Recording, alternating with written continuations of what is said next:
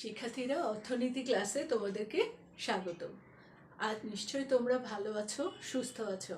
আজ আমরা আলোচনা করব ডিগ্রি তৃতীয় বর্ষের ষষ্ঠ পত্র, রিকার্ডোর খাজনা তত্ত্ব। রিকার্ডোর খাজনা তত্ত্ব এটি একটি খুবই পরিচিত তত্ত্ব, রিকার্ডিয়ান থিওরি অফ রেন্ট।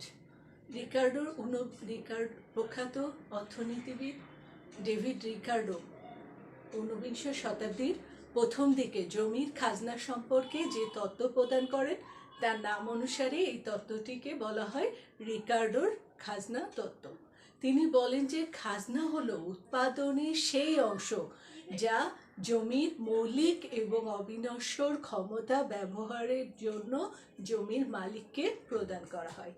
রিকার্ডো বলেছেন যে খাজনা হলো উৎপাদনের সেই অংশ যা জমির মৌলিক এবং অবিনশ্বর ক্ষমতা ব্যবহারের জন্য জমির মালিককে দেওয়া হয়। রিকার্ডোর খাজনা তত্ত্ব কতগুলো অনুমিত শর্তের ওপর প্রতিষ্ঠিত। শর্তগুলো এখন আমরা আলোচনা করছি। প্রথম শর্ত হচ্ছে যে সমগ্র সমাজের দৃষ্টিকোণ হতে জমির যোগান সীমাবদ্ধ। আমরা জানি যে জমির যোগান সীমাবদ্ধ। তিনি প্রথম অনুমিত শর্ত দিয়েছেন যে সমগ্র সমাজের দৃষ্টিকোণ হতে জমির যোগান সীমাবদ্ধ। 2 নম্বর হচ্ছে জমি প্রকৃতির দান বলে এর কোনো যোগান দাম নেই। জমি প্রকৃতির দান বলে এর কোনো যোগান দাম নেই। 3 হচ্ছে জমির উৎপাদনের ক্ষেত্রে ক্রমহ্রাসমান উৎপাদন বিধি কার্যকর। জমির উৎপাদন ক্ষেত্রে ক্রমহ্রাসমান প্রান্তিক উৎপাদন বিধি কার্যকর। তোমাদের আমি আগে পড়িয়েছি যে ক্রমহ্রাসমান প্রান্তিক উৎপাদন বিধি কি। তোমাদের হয়তো মনে আছে যে কোনো উৎপাদন ক্ষেত্রে যদি অতিরিক্ত পরিমাণে উৎপাদন নিয়োগ করা হয় তাহলে উৎপাদন সেই হারে বাড়ে না, বরং ক্রমহ্রাসমান হারে বাড়ে। তাহলে জমির উৎপাদন ক্ষেত্রে ক্রমহ্রাসমান উৎপাদন বিধি কার্যকর। বিভিন্ন জমির উৎপাদন ক্ষমতা বা উর্বরতার পার্থক্যের কারণে খাজনার উদ্ভব হয়। তোমরা এটা খেয়াল করো যে রিকার্ডো কিন্তু এটা এরপরে খুবই জোর দিয়েছিলেন। তার তত্ত্বটা আসলে এই কথাটার উপরেই নির্ভর করে গড়ে উঠেছে যে বিভিন্ন জমি উৎপাদন ক্ষমতা বা উর্বরতার পার্থক্যের কারণে খাজনার উদ্ভব হয়। জমির উর্বরতার পার্থক্যের কারণে খাজনার উদ্ভব হয়। 5 নম্বর হচ্ছে জমির মৌলিক এবং অবিনশ্বর ক্ষমতা আছে। জমির মৌলিক এবং অবিনশ্বর ক্ষমতা আছে। এগুলো হলো রিকার্ডোর খাজনা তত্ত্বে অনুমিত শর্ত। তোমরা জানো যে অনুমিত শর্তের উপর ভিত্তি করেই কিন্তু একটা তত্ত্ব প্রকাশ হয়। আচ্ছা, রিকার্ডো বলেছেন যে জমির মৌলিক এবং অবিনশ্বর ক্ষমতা আছে বলে একটা জমিতে বারবার চাষাবাদের পরও জমির উর্বরতা শক্তি নষ্ট হয় না। রিকার্ডো জমিকে 3 শ্রেণীতে ভাগ করেছেন, প্রথম শ্রেণী, দ্বিতীয় শ্রেণী এবং তৃতীয় শ্রেণী। রিকার্ডো জমিকে 3 শ্রেণীতে ভাগ করেছেন, অর্থাৎ প্রথম শ্রেণী মানে হচ্ছে উৎকৃষ্ট জমি, দ্বিতীয় শ্রেণী বা মধ্যম শ্রেণী মানে হচ্ছে যে কম উৎকৃষ্ট জমি, এবং তৃতীয় শ্রেণী অর্থাৎ নিকৃষ্ট জমি। তিনি তৃতীয় শ্রেণীর জমিকে প্রান্তিক জমি বলেছেন। তৃতীয় শ্রেণীর জমিকে প্রান্তিক জমি বলেছেন। প্রান্তিক জমিতে আয় এবং ব্যয় সমান হয়। প্রান্তিক জমিতে আয় এবং ব্যয় সমান হয়। প্রান্তিক জমিতে আয় ব্যয় সমান হয় বলে এখানে কোনো উদ্বৃত্ত থাকে না। তোমরা একটু খেয়াল করে শোনো যে প্রান্তিক জমিতে আয় ব্যয় সমান হয় বলে কিন্তু কোনো উদ্বৃত্ত থাকে না। এ ধরনের জমিতে খাজনা থাকে না, কারণ এই জমিতে কোনো উদ্বৃত্ত থাকে না। উদ্বৃত্ত থাকে না বলে একে খাজনাবিহীন জমিও বলা হয়। প্রথম এবং দ্বিতীয় শ্রেণীর জমিতে উৎপাদন আয়ের থেকে ফসলের উৎপাদন আয় থেকে ব্যয়কে বাদ দিয়ে যা অবশিষ্ট থাকে তাই হলো খাজনা। ফসলের উৎপাদন আয় থেকে উৎপাদন ব্যয়কে বাদ দিয়ে যে উদ্বৃত্ত থাকে সেটাই হলো ওই জমি খাজনা। সাধারণত যেগুলো দ্বিতীয় শ্রেণী অর্থাৎ মধ্যম শ্রেণীর জমি, সেই জমিগুলো থেকে প্রথম শ্রেণীর জমিতে ফসলের উৎপাদন বেশি হয় বা উদ্বৃত্ত বেশি হয়, কারণ প্রথম শ্রেণীর জমিটা দ্বিতীয় শ্রেণীর থেকে বেশি উর্বর হয়, তাই প্রথম শ্রেণীর জমিতে খাজনা বেশি হয়। প্রথম শ্রেণীর জমিতে ফসলের উৎপাদন বেশি হয়, আয় বেশি হয় বলেই প্রথম শ্রেণীর জমিতে খাজনা বেশি হয়। দ্বিতীয় শ্রেণীর তুলনায় প্রথম শ্রেণীর জমিতে খাজনা বেশি হয়। রিকার্ডো আরও বলেছেন যে খাজনার দ্রব্যের দাম বেড়ে গেলে খাজনা বেড়ে যায়, কিন্তু খাজনা বেড়ে গেলে কিন্তু দাম বাড়ে না। এখন আমরা একটা সূচির মাধ্যমে তার তত্ত্বটা আলোচনা করব। দেখো, আমরা এখানে একটা সূচি তৈরি করেছি। এখানে আমরা 3টা শ্রেণীর জমি নিয়েছি, প্রথম শ্রেণী, দ্বিতীয় শ্রেণী এবং তৃতীয় শ্রেণী। প্রথম শ্রেণীর জমিতে একর প্রতি উৎপাদন, অর্থাৎ 1 একরে উৎপাদন হচ্ছে প্রথম শ্রেণীর জমিতে 20 কুইন্টাল। প্রতি কুইন্টালের দাম হচ্ছে 20 টাকা। একর প্রতি উৎপাদন হচ্ছে প্রথম শ্রেণীর জমিতে 20 কুইন্টাল, প্রতি কুইন্টালের দাম হচ্ছে 20 টাকা। তাহলে মোট আয় হচ্ছে 400 টাকা। 20 কুইন্টাল উৎপাদনে ফসলের 20 টাকা করে দাম হলে মোট আয় হচ্ছে 400 টাকা। মোট খরচ হচ্ছে 200 টাকা। তাহলে উদ্বৃত্ত হবে, প্রথম শ্রেণী খাজনা হবে বা প্রথম শ্রেণীর উদ্বৃত্ত হবে। দেখো, মোট আয় 400 টাকা থেকে মোট ব্যয় 200 টাকা বাদ দিলে থাকবে হচ্ছে 200 টাকা। এই 200 টাকাই হচ্ছে প্রথম শ্রেণীর জমির উদ্বৃত্ত বা খাজনা। প্রথম শ্রেণীর জমির উদ্বৃত্ত বা খাজনা। দ্বিতীয় শ্রেণীর জমি নিয়ে আমরা আলোচনা করি। দেখো, দ্বিতীয় শ্রেণীর জমি, যেহেতু প্রথম শ্রেণীর জমি থেকে দ্বিতীয় শ্রেণীর জমি উৎকৃষ্ট কম বা উর্বরতা শক্তি কম, তাই এখানে 20 কুইন্টাল না হয়ে 15 কুইন্টাল ফসল উৎপাদন হবে এবং প্রতি কুইন্টালের দাম যেহেতু 20 টাকা, সেহেতু এই দুটোকে আমরা গুণ করে মোট আয় পাবো হচ্ছে দ্বিতীয় শ্রেণীর জমিতে 300 টাকা। দ্বিতীয় শ্রেণীর জমিতে 300 টাকা।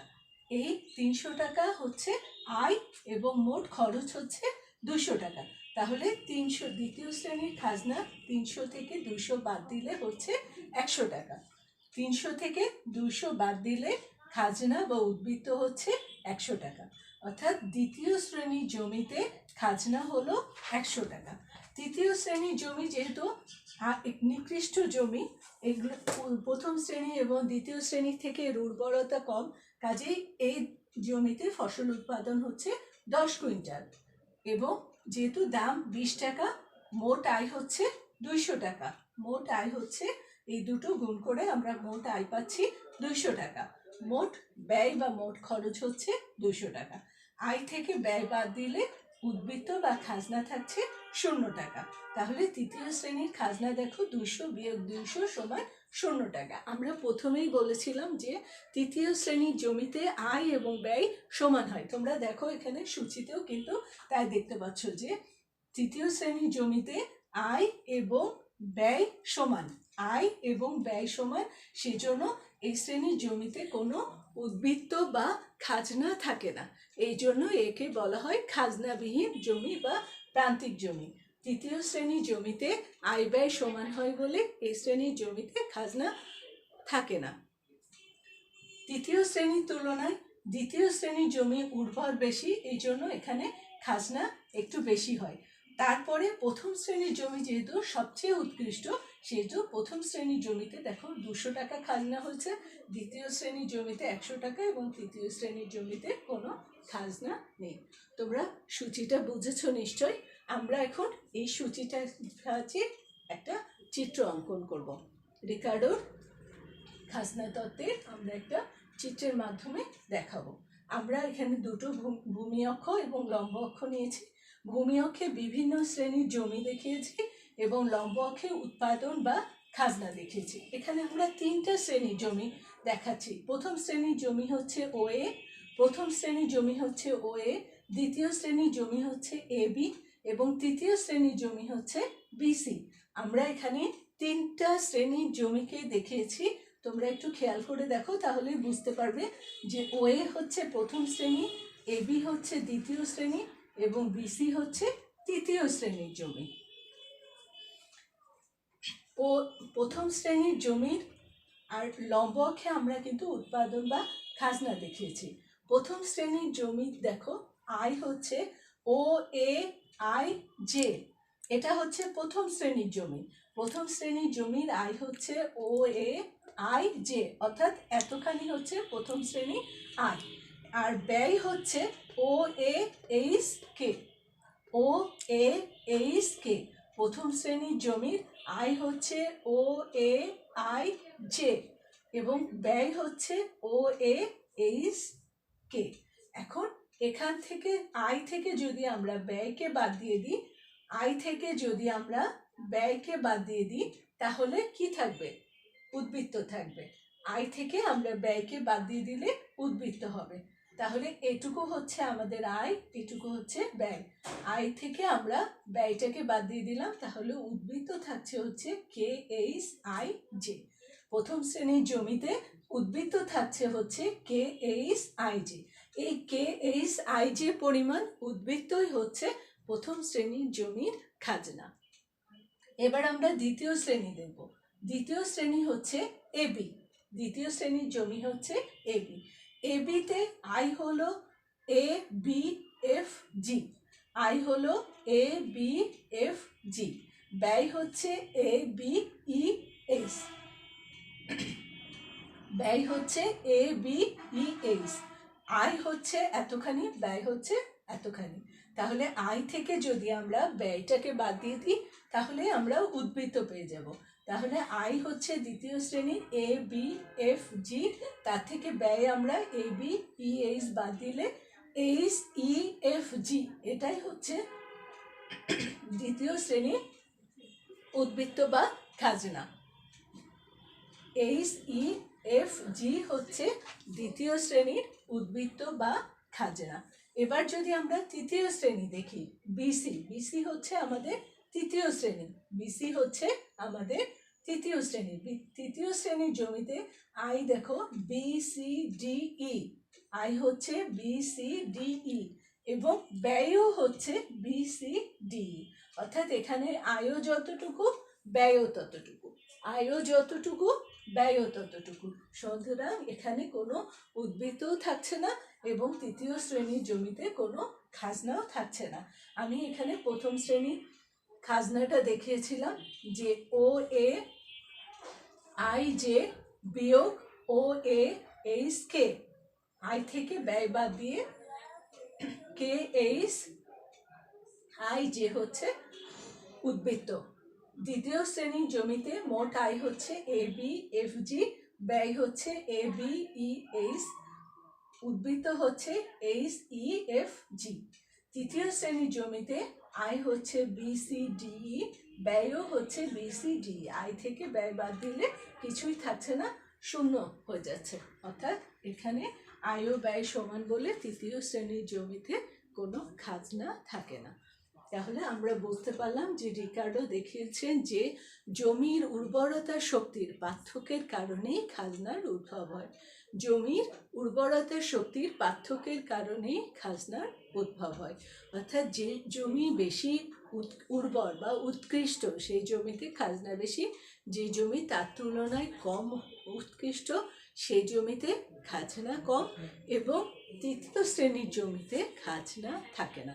আমরা একটা উদাহরণের সাহায্যেও এটা বলতে পারি। ধরো একটা জনশূন্য কোনো এলাকায় যদি একদল লোক গিয়ে বসবাস করে, তাহলে প্রথমে সেখানে জমি যোগান থাকবে তাদের জন্য পর্যাপ্ত, সেই জন্য তাদেরকে জমি চাষাবাদের জন্য কোনো খাজনা দিতে হবে না। কিন্তু সময়ের সাথে সাথে দেখা যাবে যে লোক সংখ্যা বাড়তে থাকবে এবং তাদের খাদ্যের চাহিদাও বাড়তে থাকবে।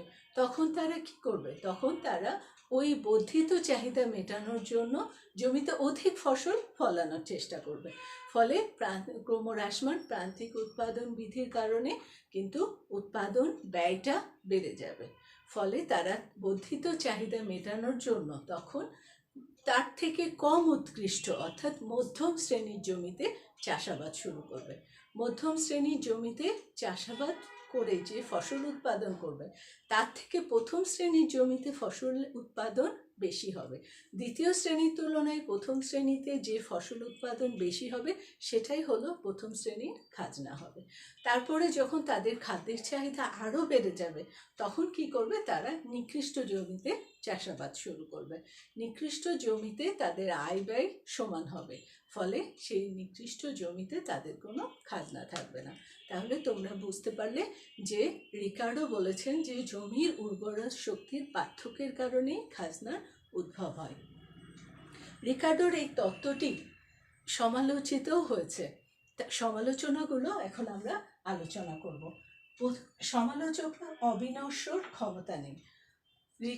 সমালোচকরা বলেছেন যে রিকার্ডো বলেছেন যে জমির মৌলিক এবং অবিনশ্বর ক্ষমতা আছে, কিন্তু সমালোচকরা বলেছেন যে জমির মৌলিক এবং অবিনশ্বর ক্ষমতা নেই। একই জমি বারবার চাষাবাদ করলে তার উর্বরতা শক্তি হ্রাস পায়।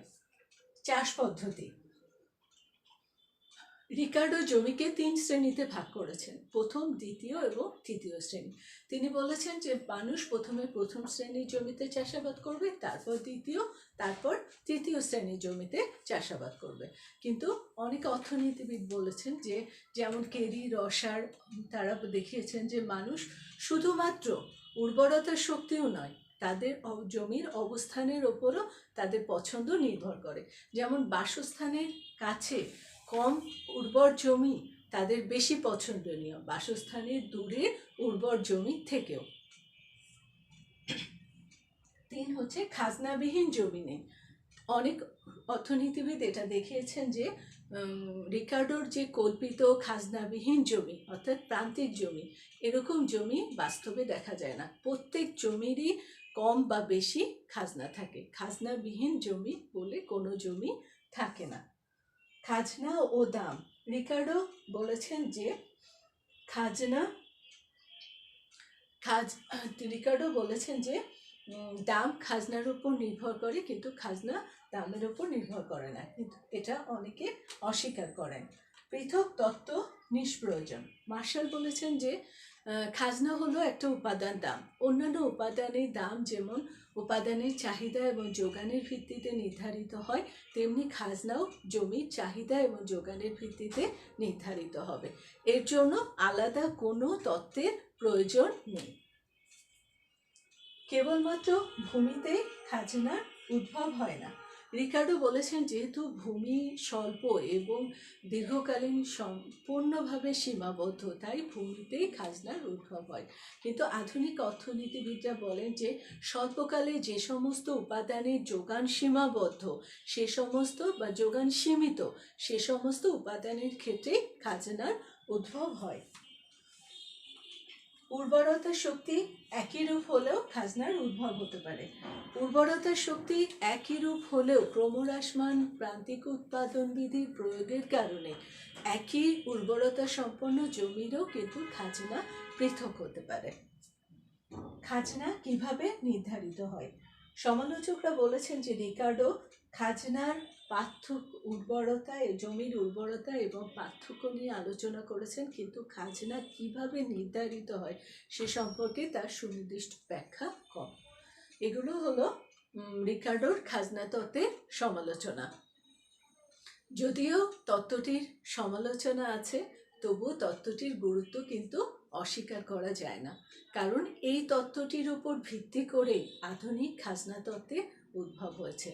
তাই এখনো পর্যন্ত এই তত্ত্বটির গুরুত্ব অনস্বীকার্য। আজ এ পর্যন্তই। তোমরা ভালো থাকো, সুস্থ থাকো।